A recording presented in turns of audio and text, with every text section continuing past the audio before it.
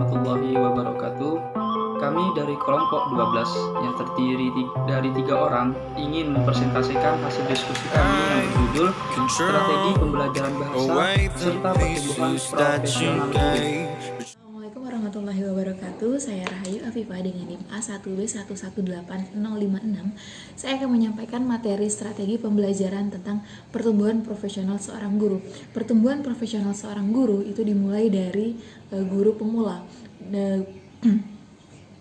Menurut Peraturan Menteri Nasional Nomor 27 Tahun 2010, guru pemula adalah guru yang baru pertama kali ditugaskan melaksanakan proses pembelajaran pada suatu pendidikan yang diselenggarakan oleh pemerintah atau masyarakat.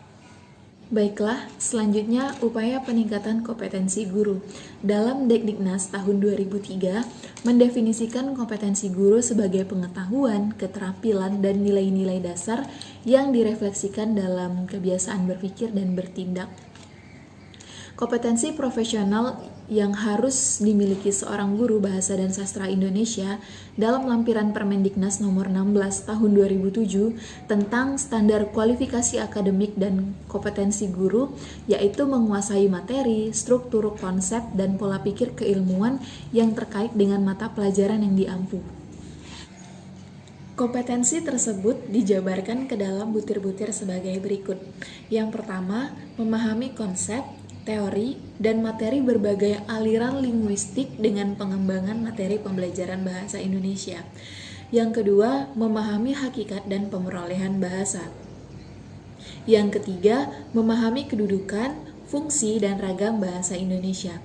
Yang keempat, menguasai dasar-dasar bahasa Indonesia sebagai penggunaan bahasa Indonesia yang baik dan benar. Yang kelima, memiliki keterampilan berbahasa Indonesia seperti menyimak, berbicara, membaca, dan menulis. Yang keenam, memahami teori dan genre sastra bahasa Indonesia. Dan yang terakhir, mampu mengapresiasikan karya sastra Indonesia secara reseptif dan produktif. Terima kasih. Nama saya Alsa Dilawah Yuni dengan NIM A1B1818062. Aspek pengembangan profesionalisme guru yang selanjutnya adalah proses dalam pembelajaran. Banyak kegiatan yang dapat dilakukan dalam proses pembelajaran. Sayangnya, tidak ada teori khusus yang membahas kolerasi antara kegiatan pembelajaran dan sasaran yang akan dituju. Maka kegiatan pembelajaran yang dipilih oleh guru bergantung kepada landasan pengambilan keputusan mengenai metode pembelajaran, kegiatan belajar yang efektif, serta alokasi waktu yang telah ditentukan. Yang selanjutnya adalah pola pembelajaran yang efektif. Terdapat beberapa pola pembelajaran yang sering digunakan oleh guru ketika proses pembelajaran berlangsung. Pola yang pertama adalah pola ceramah, yang dilakukan dengan cara guru berbicara secara informal kepada murid mengenai materi yang sedang dibahas pada proses pembelajaran tersebut. Yang kedua adalah pola pembelajaran mandiri yang menuntut siswa untuk belajar sesuai dengan kecepatan belajar masing-masing dengan cara membaca, membuat laporan, mengerjakan tugas, serta memecahkan masalah. Pola yang ketiga yaitu pola pembelajaran interaktif, di mana terjadi interaksi antara guru dan siswa, kemudian juga terjadi interaksi antara siswa dan siswa, yang terjadi dengan jalan tanya-jawab, diskusi, dan kegiatan kelompok. Namun, kita tidak bisa menggunakan ketiga pola ini secara sembarangan, karena harus ada beberapa alasan yang mendukung mengapa kita menggunakan salah satu dari ketiga pola tersebut. Beberapa di antaranya adalah gaya belajar, asas belajar, teknologi yang digunakan dalam belajar, serta keefektifan pola pembelajaran dalam alokasi waktu yang telah ditentukan. Selanjutnya adalah kondisi dan asas belajar yang berhasil. Proses belajar yang berhasil berlangsung ketika seseorang dapat melakukan atau mengetahui sesuatu yang sebelumnya tidak dapat ia lakukan. Jadi, hasil belajar akan terlihat dengan adanya sebuah tingkah laku baru dalam tingkat pengetahuan berpikir. Terdapat beberapa kondisi dan asas belajar yang menjadi aspek pembelajaran yang berhasil. Di antaranya adalah yang pertama, persiapan sebelum mengajar, kemudian yang kedua, sasaran belajar, susunan belajar, perbedaan individu, motivasi, sumber pengajaran, kemudian keikutsertaan, balikan, penguatan, latihan dan pengulangan, kemudian urutan kegiatan belajar, yang ke-12 ada penerapan, kemudian sikap mengajar, dan yang terakhir adalah penyajian di depan kelas. Perkenalkan, nama saya Fatur Rahman dengan NIM A1B1818038. Di sini saya akan menjelaskan mengenai materi ketiga dengan judul profesionalisme dan kesempatan kerja.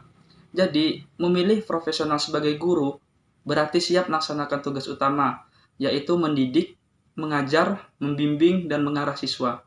Menjadi guru juga berarti siap terhadap tuntutan beban kerja, penguasa 4 kompetensi, serta mengabdi untuk mencerdaskan kehidupan bangsa. Mulianya profesi guru itu tentu harus dibarengi dengan penghargaan serta perlindungan yang memadai pula. Sekolah tidak boleh hanya untuk aman siswa, tapi juga untuk guru dan tenaga kerja kependidikan. Pengamat pendidikan Doni Kusuma, ia mengatakan tindakan kekerasan yang terjadi di dunia pendidikan memiliki banyak faktor. Jika diperhatikan lebih jauh, maka akar penyebab kekerasan ini berbeda-beda di setiap sekolah. Meski pemicunya berbeda, dia yakin alasan utamanya karena tidak adanya harmonisasi. Disharmonisasi ini terjadi pada 3 elemen. Pentingnya lingkungan pendidikan yaitu sekolah, keluarga, serta lingkungan. Pengajar dari program doktor di Universitas Negeri Jakarta, Saifur Rahman, ia berpendapat Undang-Undang Nomor 14 Tahun 2005 tentang guru dan dosen memberikan amanat dalam pasal 10 ayat 1 tentang pentingnya 4 kompetensi dasar bagi guru, yaitu berisi kompetensi pedagogi, sosial, kepribadian, dan profesional. Seorang guru dituntut tak hanya mampu mengontrol emosi, tetapi juga disantun di dalam sekolah sehingga menjadi teladan bagi siswanya. Guru profesional seperti yang tertuang dalam pasal 8 yang artinya guru wajib memiliki kualifikasi akademik, kompetensi, sertifikat pendidik, sehat jasmani dan rohani, serta memiliki kemampuan untuk mewujudkan tujuan pendidikan nasional. Kompetensi yang dimaksud meliputi kompetensi pedagogi, kompetensi kepribadian, kompetensi sosial, dan kompetensi profesional.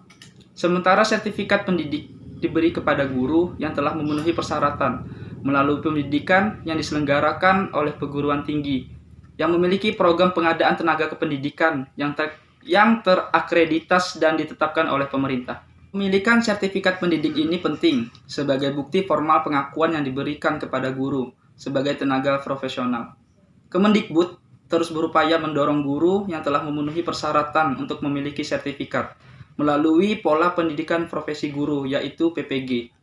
Nah, agar terus meningkatkan kualitas dan kompetensi diri, seorang pendidik yang telah berstatus PNS berdasarkan Peraturan Menteri Pendayagunaan Aparatur Negara dan Reformasi Birokrasi Nomor 16 Tahun 2009 tentang jabatan fungsional guru dan angka kreditnya, wajib meningkatkan dan mengembangkan kualifikasi akademik dan kompetensi secara berkelanjutan sejalan dengan perkembangan ilmu pengetahuan, teknologi, dan seni.